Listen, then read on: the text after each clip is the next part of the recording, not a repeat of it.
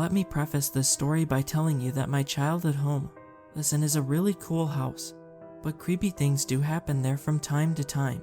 Nothing too crazy, but closet doors would pop open on their own, the stairs would creak in a way that sounded like someone was walking up them in the middle of the night.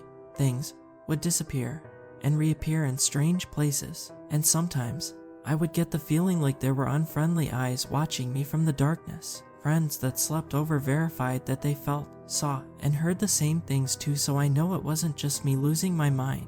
But of all the things that happened, this night stands out the most clearly in my mind and haunts my dreams all these years later. When I was about 9 to 10 years old, my parents would leave me home alone every so often when they'd go out to dinner or something.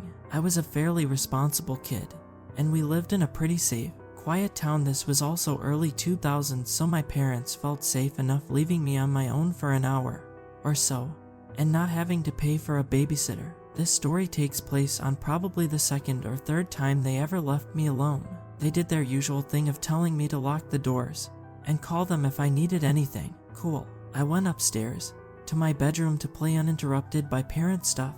Now, just to help set the scene, this story takes place in winter, so it would be completely dark by 6 p.m. The house has huge windows all along the back, so there wasn't much reason to turn lights on until after it got dark, and I want to say my parents had left just before sunset.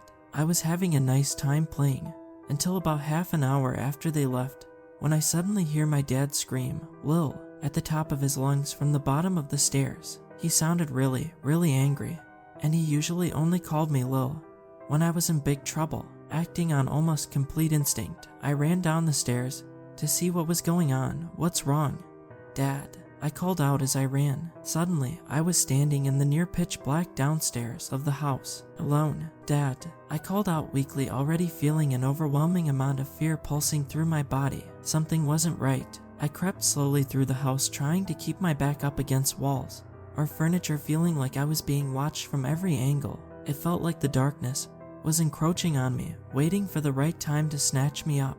As I made my way up to the front door and looked out, my stomach dropped. My parents' car wasn't there. They weren't home. My dad wasn't the one who had called my name. I don't remember much of exactly what happened next because, well, I was young, and my body was exploding with adrenaline and fear.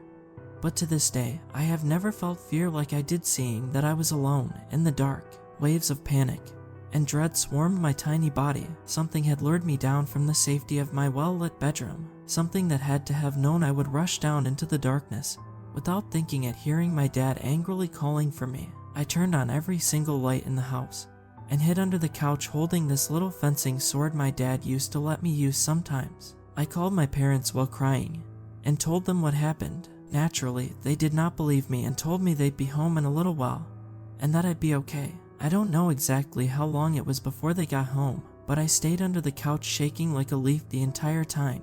Every creak of the house settling sent shudders through my body, but eventually they did get home. I told them again what happened, but I was a kid who liked to exaggerate, so I think they took everything I said with a grain of salt and assumed I just scared myself with my own imagination. I still think about that night often. I have never before or since had an auditory hallucination, so I'm not sure that's what happened, or if something else was there that night, something that used my dad's voice to lure me down into the darkness. Even writing this now as a 30-year-old, my hands are shaking. Whenever I stand in the darkness alone, I always have the fear in the back of my mind that whatever called my name all those years ago will call on me again.